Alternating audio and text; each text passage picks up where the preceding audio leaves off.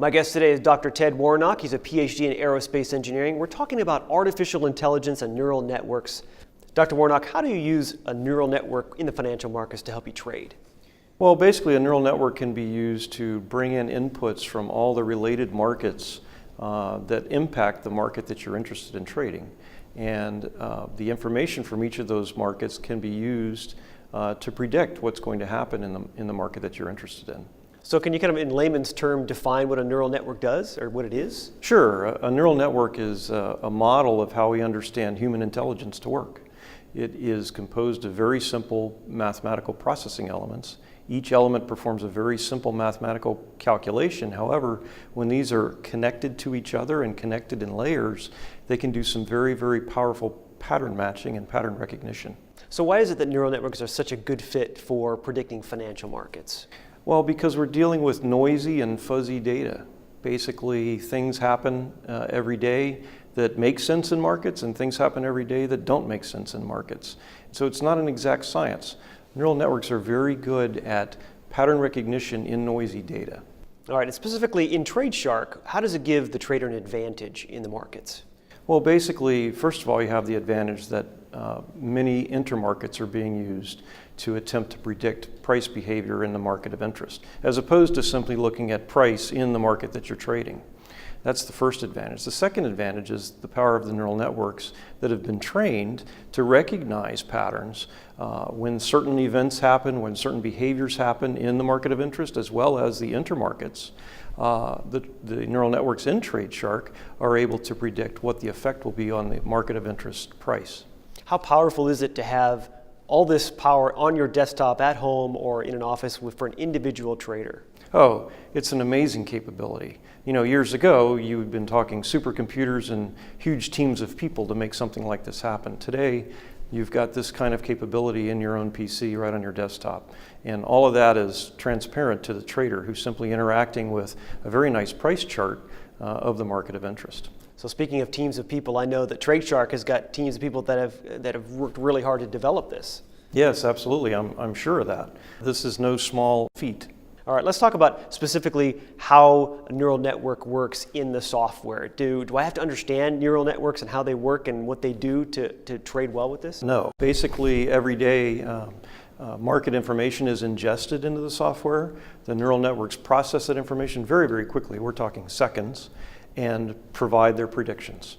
So neural networks and artificial intelligence are not just in the financial markets, obviously, but all around us in different applications. What else have you seen? Sure. I actually have applied neural networks to some very difficult aerospace engineering problems. I was faced with the challenge of predicting orbital lifetimes of tethered satellites several years ago, and I discovered there was no way to solve that problem without neural networks. I was able to develop neural networks, apply them to the problem, and show that they worked when nothing else did. Neural networks are used today in the financial world when financial institutions make choices about who they're going to lend money to or what your credit risk is. They're using neural networks to sort through all of your personal information, your credit history, and other information about you to make a decision about lending. One of the other aspects of neural networks is the learning or the training component of that. Can you speak to that a bit? One way I like to think about this is the way that we humans learn to walk when we're very young. We slowly learn to take steps, and eventually we can walk on very flat surfaces pretty well if we hang on to the wall.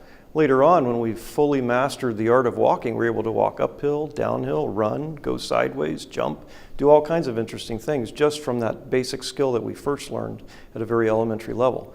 Neural networks are very similar.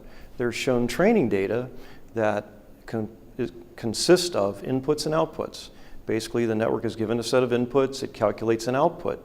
If that output doesn't match the desired input, the network is then given feedback so that it can adjust itself so that the output then better represents or better matches the desired output.